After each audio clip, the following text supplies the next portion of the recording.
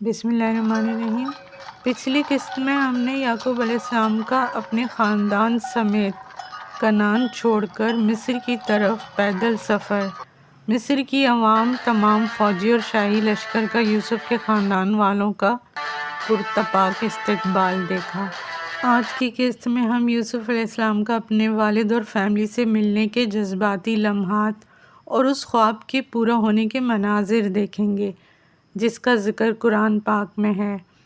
ادھر پورے مصر کی عوام اور فوجی لشکر بڑے شاندار انداز میں یوسف کی فیملی کا استقبال کرنے آ رہے تھے اور ادھر والدین کا بے چینی سے برا حال ہوا جا رہا تھا۔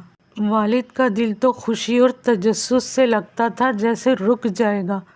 چند منٹ گزارنا مشکل ہو رہا تھا کہ اسی دوران لشکر کے پیچھے اور مصر کی عوام کے آگے آگے سفید گھوڑے پر یوسف آتے ہوئے نظر آئے۔ دور سے ہی ان کی آنکھیں اپنے والد کو تلاش کر رہی تھیں اور والد کی جیسے ہی نظر پڑی وہ دیکھتے ہی چلا کر بولے، یہی ہے میرا یوسف، اور فرتے جذبات سے گھوڑے کے اوپر سے جیسے ہی چھلانگ لگائی تو زمین پر گر گئے۔ یوسف سے بھی والد کا گرنا برداشت نہ ہوا اور بے اختیار گھوڑے سے چھلانگ لگا کر خود بھی گر پڑے۔ دونوں گرتے پڑتے ایک دوسرے کی طرف بھاگے۔ بیٹوں نے بہت سنبھالنے کی کوشش کی مگر وہ پکارتے رہے، میرے بچے یوسف۔ بالآخر جب وہ گرتے پڑتے دونوں ایک دوسرے کے قریب پہنچے تو بچے، بوڑھے، جوان، عورتیں، مرد سب ہی شکر گزاری اور خوشی کے جذبات سے رو رہے تھے۔ ہر آنکھ آنسو بہا رہی تھی اور والد بھی روتے روتے یوسف کی باہوں میں بے ہوش ہو گئے۔ آسمان بھی برسنے کو تیار تھا اور اس طرح 7 سالہ قحط کا بھی خاتمہ ہوا۔ مصر کی ساری عوام نے یہ منظر اپنی آنکھوں سے دیکھا اور پھر سب کو بہت شاندار انداز میں بادشاہ کے محل میں لایا گیا۔ سب نے پرتپاک استقبال کیا۔ بادشاہ اور ملکہ نے بھی اعلان کیا کہ ہم جناب یعقوب نبی کی آمد کو مصر کے لیے خوش بختی تصور کرتے ہیں اور ان کے مبارک قدموں کی برکت سے قحط بھی دور ہوگا۔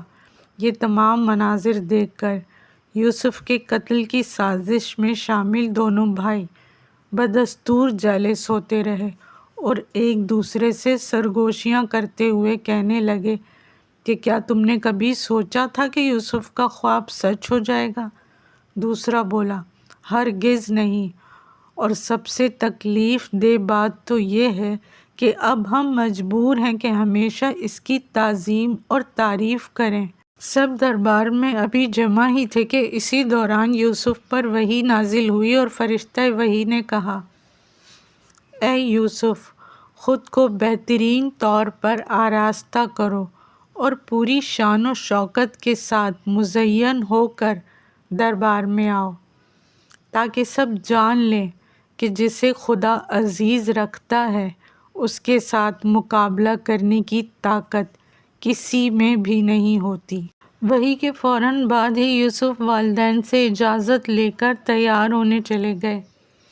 اسی دوران بادشاہ نے یوسف کے والدین سے ان کی فیملی کو متعارف کرواتے ہوئے بتایا کہ یہ بانو آسنات ہیں، یوسف نبی کی ہمسر، اور دونوں بچے منصع اور افراہیم۔ دونوں اپنے پوتا پوتی کو دیکھ کر مزید خوش ہوئے کہ اتنے میں یعقوب نبی کو یہ بھی بتایا گیا کہ آپ کی ایک اور بہو زلیخا بھی ہے، یوسف کی خوب روح عاشق، جس نے آپ کی طرح انتظار کی اذیت سالوں برداشت کی۔ والدین نے زلیخا کو بھی دعائیں دیں۔ اتنے میں یوسف حکم وحی کے مطابق آراستہ ہو کر دربار میں آئے تو ان کے حسن و جمال اور نورانی وجود کو دیکھ کر تمام دربار والے حیران رہ گئے۔ بھائی، بہن، بچے سب جیسے پلک جھپکنا ہی بھول گئے، یہاں تک کہ والدین بھی حیرت سے کھڑے ہو گئے، مگر یوسف کی آنکھوں میں آنسو تھے۔ والد انہیں اپنی والہانہ محبت سے چھو کر بولے، تم میرے یوسف ہو؟ پھر بولے دیکھ رہی ہو کس قدر حسین اور باروب لگ رہا ہے میرا یوسف۔ پھر والدہ بھی جذباتی انداز میں بولی کہ ہاں ہمارا یوسف سورج سے زیادہ درخشاں اور چاند سے زیادہ حسین ہو گیا ہے۔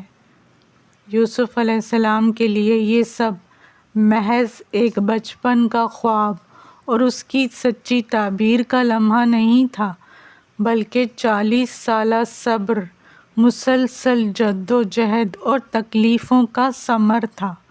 وہ بدستور روئے جا رہے تھے۔ پھر والد نے بھی روتے ہوئے جذباتی انداز میں سب سے کہا، دیکھو دیکھو یہ تمہارا بھائی یوسف ہے، وہی میرا گمگشتہ یوسف جس کی جدائی کی آگ میں برسوں جلتا رہا۔ میرا یوسف واپس لوٹ آیا ہے۔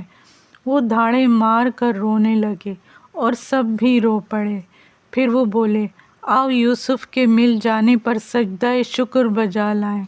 اس دوران یوسف مسلسل روتے رہے اور ان کے ذہن میں بچپن کا خواب اور والد کے الفاظ گونجتے رہے کہ بیٹا تم ایک دن بلند مرتبہ پاؤ گے اور چاند، سورج اور 11 ستارے بھی تمہارے سامنے جھک جائیں گے۔ یوسف نے شکر گزاری سے روتے ہوئے آسمان کی طرف دیکھا اور پھر والدین کو پکڑ کر سجدے سے اٹھایا تو والد روتے ہوئے بولے، یوسف سورج، چاند اور 11 ستاروں کا سجدہ کرنا دیکھ رہے ہو؟